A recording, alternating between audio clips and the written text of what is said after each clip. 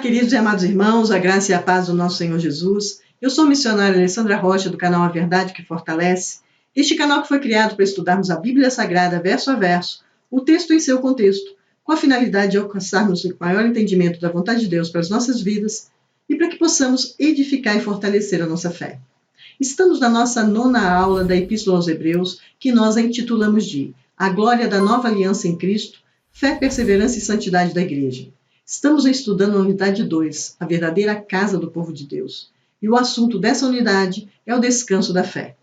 Um convite para entrar no descanso de Deus, que está em Hebreus, no capítulo 4, do versículo 1 ao versículo 10. Nestes versículos, a promessa de entrar no descanso de Deus foi dada aos israelitas, mas perdida por causa da descrença. É válida para os nossos dias. A mensagem de entrar no descanso que Deus promete hoje é a mesma e ainda exige a aceitação pela fé. O descanso da fé, o autor trata como um aspecto importante e estrutural da vida de santidade. É descanso não apenas da culpa e do poder do pecado, mas também da presença do próprio pecado. O autor falou até agora de uma forma muito direta sobre a apostasia, sabendo que seu ensino provocaria toda espécie de pergunta na mente das pessoas. Mas no capítulo 4, o escritor não repete perguntas, mas dá respostas. O descanso é para os que perseverarem na fé em Cristo. O descanso é a bênção final e maior concedida por Deus. Visto que Moisés estava impossibilitado de levar os israelitas para Canaã, o escritor reflete sobre Josué, que de fato os levou para lá. Demonstra, no entanto, que nem sequer Josué obteve para o seu povo descanso verdadeiro. Josué fracassou pela mesma razão que Moisés, por causa da descrença do povo. Isso leva o autor a exortar seus leitores a procurarem aquele descanso superior que está em Cristo. Assim, a atitude do coração dos leitores passa a ser considerada em relação ao descanso da fé. Duas opiniões básicas prevalecem quanto ao prometido descanso. A primeira coloca o descanso no futuro como sendo um descanso celestial, ou a entrada no reino de Deus. Em outra opinião, coloca mais ênfase sobre o descanso presente do que sobre o descanso prometido no futuro, embora o descanso futuro não seja desprezado. O descanso da fé é chamado de plena submissão, a qual é considerada como uma experiência singular. A fé do cristão exercitada em relação à promessa de Deus garante o descanso. Esse é o assunto da nossa aula de hoje. Mas antes de iniciarmos a nossa aula, eu tenho de dar os meus recados. Lembrar aos irmãos que na descrição desse vídeo vocês encontram a bibliografia, que é a lista dos autores e teólogos que nós consultamos para realizar as nossas aulas. E também informar a todos vocês que vocês podem encontrar de forma rápida todas as aulas disponíveis no canal no YouTube, que é através da hashtag AVF Alessandra Rocha, tudo junto em letras minúsculas. E pedir aos irmãos que orem por esta obra e participem das nossas aulas deixando seus comentários, dúvidas e sugestões e divulguem também o nosso canal, para que juntos nós possamos evangelizar, transformar e fortalecer vidas com o estudo da Palavra de Deus. Vamos agora colocar o nosso coração na presença de Deus antes de iniciarmos o nosso estudo. Senhor Deus, gracioso e generoso Pai, colocamos o nosso coração na Tua presença, Senhor. Ajuda-nos a compreender os estudos de hoje, ilumina nossa mente, fortaleça a nossa fé. Desde já nós te agradecemos, te louvamos e te bendizemos em nome de Jesus. Amém. O descanso da fé. Vamos ler Hebreus, capítulo 4, do versículo 1 ao versículo 3. Portanto, visto que nos foi deixada a promessa de entrar no descanso de Deus, tenhamos cuidado para não parecer que algum de vocês deixou de alcançá-la, porque também a nós foram anunciadas as boas novas. Exatamente como aconteceu com eles. Mas a palavra que eles ouviram não lhes trouxe proveito, porque não foram unidos por meio da fé com aqueles que a ouviram. Nós, porém, que cremos, entramos no descanso, conforme Deus disse: assim jurei na minha ira, não entrarão no meu descanso. Ele disse isso, mesmo que as obras já estivessem concluídas desde a fundação do mundo. Vimos no versículo 1 a 3 do capítulo 4 de Hebreus, o descanso é uma promessa. O alvo da obra apostólica de Cristo é o descanso da fé. É um alvo espiritual. Descanso só pode ser apropriado por aqueles que perseveram na fé em Cristo. As boas novas a Israel não foram aproveitadas. As boas novas à igreja precisam ser acompanhadas com fé. Ao considerar Jesus como apóstolo da nossa confissão, vimos que a comparação de Cristo com os anjos dá lugar à de Cristo com Moisés. E debaixo do simbolismo de Moisés como apóstolo da antiga aliança, o escritor de Hebreus apresentou Cristo como apóstolo da nova aliança. O objetivo de Moisés, ao tirar o povo do Egito, era Canaã, sua herança prometida. Moisés, porém, não introduziu o povo nessa terra. A tarefa foi deixada a Josué. Cristo, o apóstolo da nova aliança, não é apenas o nosso Moisés a livrar-nos da servidão, mas o nosso grande Josué. Jesus, o capitão da nossa salvação, nos introduziu na nossa herança espiritual. Jesus nos libertou para nos introduzir nesse descanso da fé, descanso em Deus, sendo este o alvo supremo de nossa experiência espiritual na Terra. É preciso que compreendamos integralmente estes dois estágios dessa experiência, para alcançarmos o significado do maravilhoso plano de salvação de Deus. O Calvário e o Pentecostes são os dois ápices da redenção, mas a redenção segue-se ao Calvário e extrai a sua virtude do sangue de Jesus derramado na cruz. O Calvário assinalou a consumação do ministério terreno de Cristo, a expiação completa. O Pentecostes assinalou o derramamento do Espírito Santo e o início do ministério celestial de Cristo. O rompimento do véu da carne de Cristo não apenas nos abriu o caminho para o Santo dos Santos, o acesso direto à presença do Senhor, mas, mediante o recebimento do Espírito, que purifica o nosso coração, também permitiu que Deus viesse habitar em nós. O descanso na fé, portanto, é o nosso descanso em Deus a partir do momento em que o Espírito dele repousa em nosso interior. A advertência contra a incredulidade como fonte do endurecimento do coração, a fim de que não falhássemos na obediência a Deus e, consequentemente, recusássemos o bem maior que Deus tem reservado, o descanso espiritual da fé. Não é apenas uma questão de escolha para o cristão prosseguir ou não até esse descanso que aguarda o povo de Deus.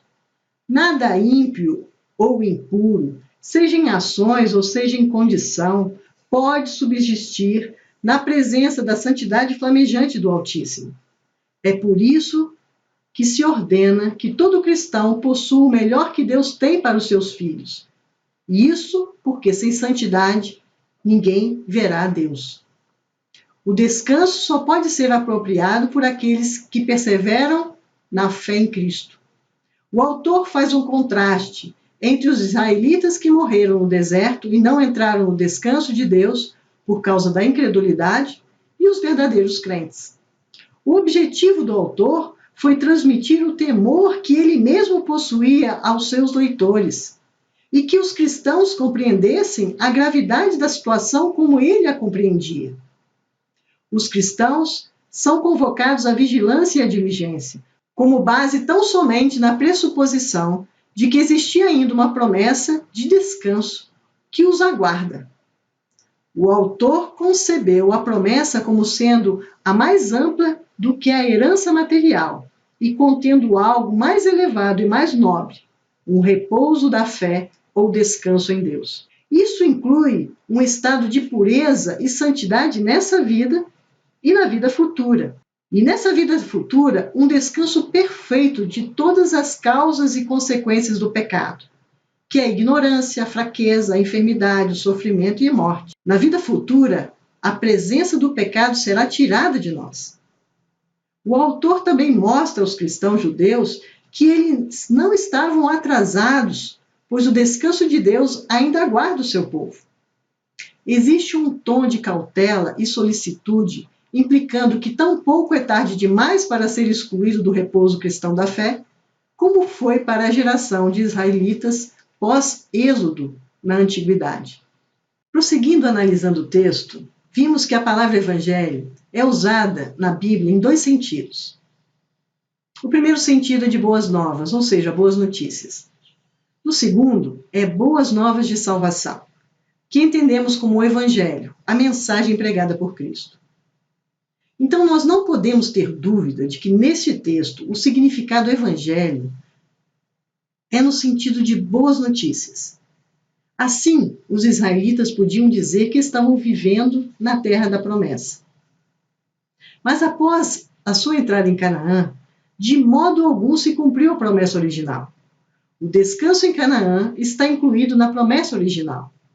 Há um repouso espiritual que não se podia realizar sob a antiga aliança. No entanto, tendo sido aberto por Cristo o caminho para nós até Deus, podemos atravessar o véu e penetrar no Santo dos Santos, chegando à presença de Deus mediante o Espírito. Contudo, a fé é fundamental na aceitação e no cumprimento das promessas de Deus. Só a fé permite a entrada nesse descanso de Deus, cujas obras foram concluídas desde a fundação do mundo. Não pode referir-se, portanto, ao descanso de Canaã, pois foi repetido o juramento à primeira geração de israelitas que saiu do Egito de que esta não entraria na terra prometida, lembrando aos leitores de que a promessa de Deus e a ameaça são igualmente válidas hoje. O descanso da fé é um repouso pessoal, espiritual, da alma em Deus, e é prometido como herança a todos os que são filhos dele pelo novo nascimento.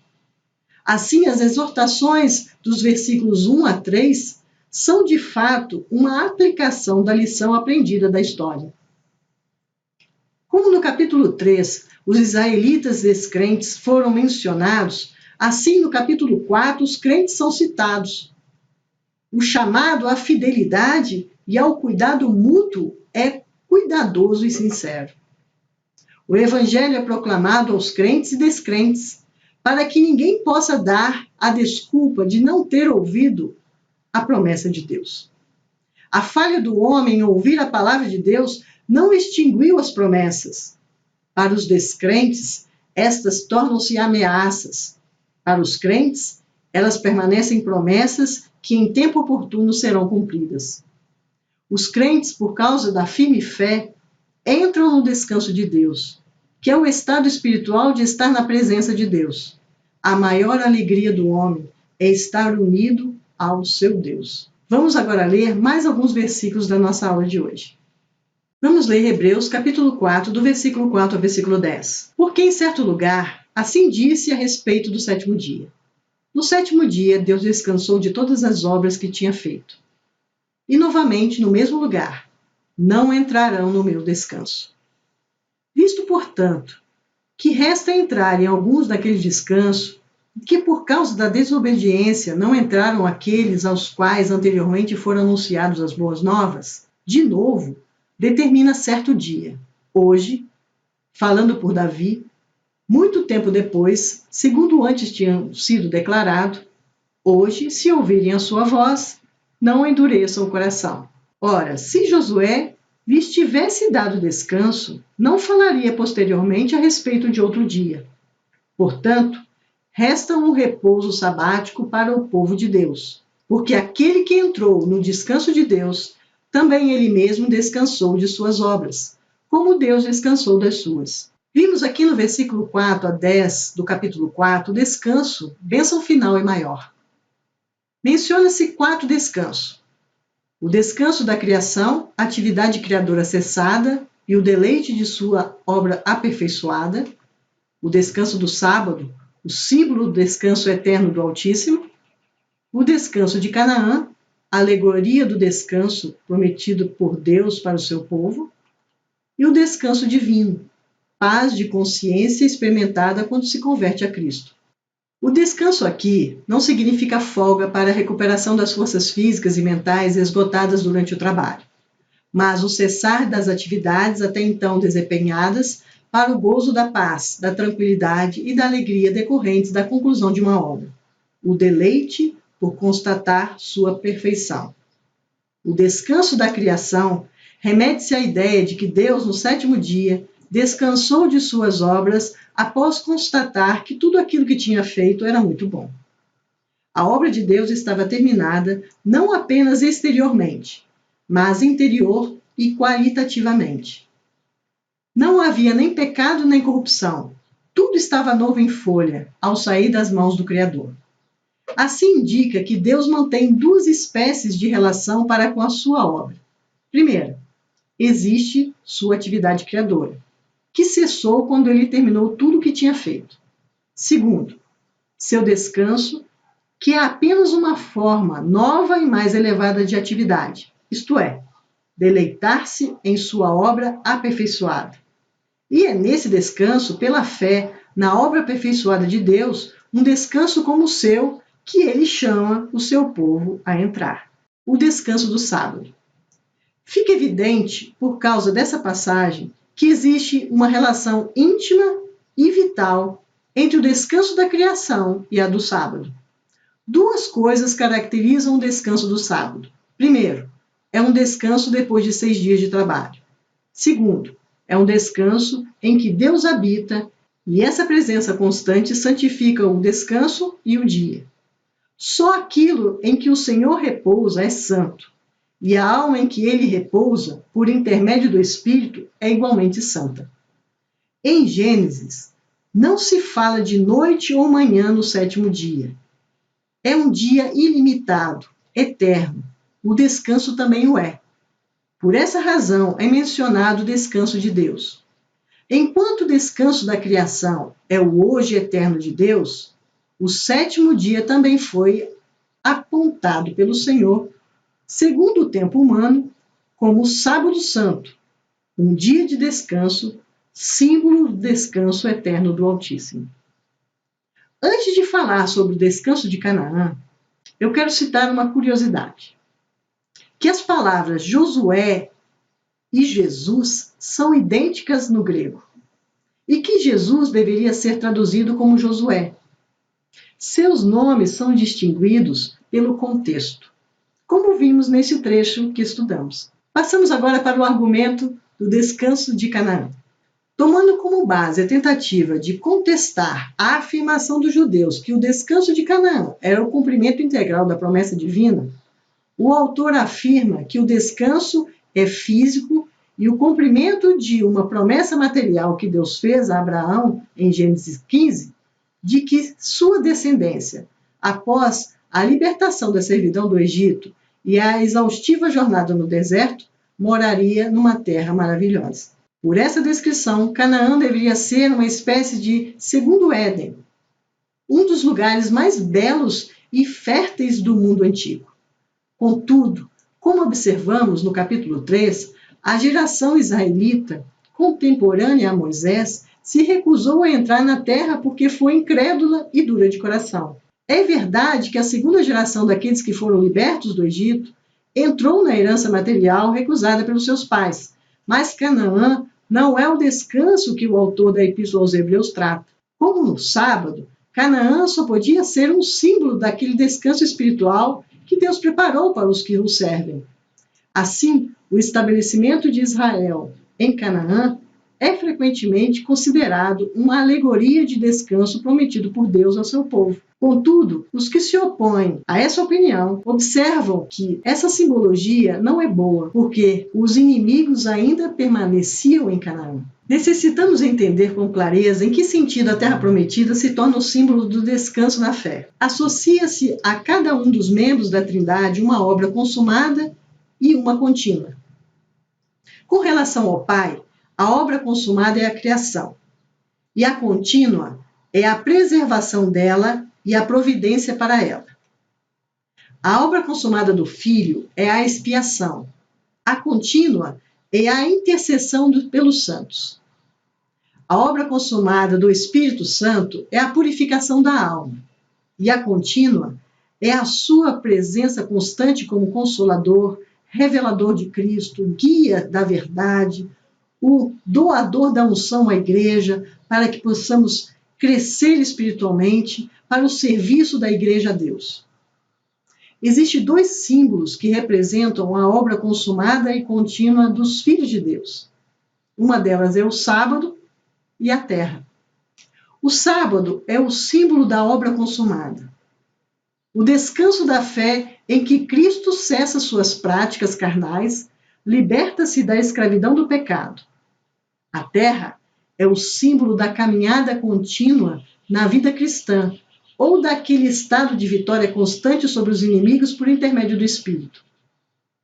A lei do sábado é que creiamos no descanso e entremos nele, que cessemos de ocupar-nos com as coisas próprias da nossa vida, as nossas próprias obras, e que Deus possa operar em nós, por meio de nós, a nossa vida. A lei da terra é: todo lugar que pisar a planta do vosso pé, vou-lo tenho dado, como está lá em Josué, capítulo 1, verso 3. Disso deriva o fato de que devemos tomar posse da nossa herança. Mas essa vitória não pode ser conseguida com o nosso esforço, e sim pela fé em Deus e pela obediência à sua palavra. O descanso divino é o tema central do capítulo 4. Todas as outras alusões a ele são meramente eventuais. O descanso do céu trata-se da paz de consciência que todo crente experimenta quando se converte a Cristo. É o próprio descanso de Deus, o deleite que desfrutamos em sua presença. O dia de descanso é um emblema do descanso eterno. Descanso prometido de Deus é o feliz e o perfeito prazer na presença de Deus. Durante o tempo de nossa vida na terra, nós celebramos o sábado e entendemos só parcialmente o que o descanso sabático envolve. Na vida do porvir, nós experimentaremos o descanso de Deus totalmente, pois então teremos entrado na sua presença. Não há um estado de luta para agradar a Deus, mas para descansar e encontrar nele todo o nosso prazer. Jesus ora por aqueles que creem nele, a fim de que todos sejam um, e como ele é em Deus, nós sejamos nele também. Como está lá em João, capítulo 17, verso 21. Em Deus, nós temos perfeita paz e descanso. E é um descanso proporcionado pela graça devida que nos possibilita desfrutar livremente de algo que pertence somente a Deus. É maravilhoso. Assim, queridos, encerramos a análise dos nossos versículos de hoje. Vamos às nossas considerações finais. O Evangelho já existia desde os dias do deserto, com suas figuras, tipos que asseguravam a graça de Deus. O povo foi privado da entrada no descanso definitivo por causa de sua incredulidade. Já nos dias da monarquia, o salmista entendia que o descanso era para além do descanso dos conflitos deste mundo e exigia uma atitude de fé na graça de Deus. O apelo para o hoje é o mesmo do autor de Hebreus, chamar a atenção para a atitude de fé para que recebam a graça do descanso.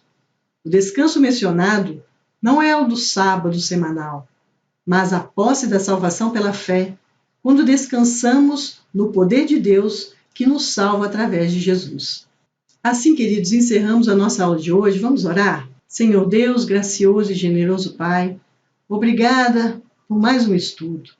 Ajuda-nos, ó Pai, a compreender profundamente o alvo da obra apostólica de Cristo, o descanso da fé. Descanso que só pode ser apropriado por aqueles que perseverarem na fé de Cristo. Afasta de nós a incredulidade, ajuda-nos a crescer em fé, entregando-nos cada dia mais à obediência às Escrituras Sagradas e à direção do Espírito Santo. O nosso futuro de descanso não depende de nossas obras, mas da fé que depositamos no Senhor. Ajuda-nos, ó Pai, a descansar no poder, no seu poder. Desde já nós te agradecemos e te bendizemos em nome de Jesus. Amém. Obrigada, queridos. Assim nós nos despedimos. Agradeço a vocês por participarem de mais uma aula conosco e agradeço a Deus pela liberdade e oportunidade de estudarmos a palavra dele, que é a verdade que nos fortalece. Abraço a todos. Até a próxima aula, se assim Deus nos permitir. Até lá.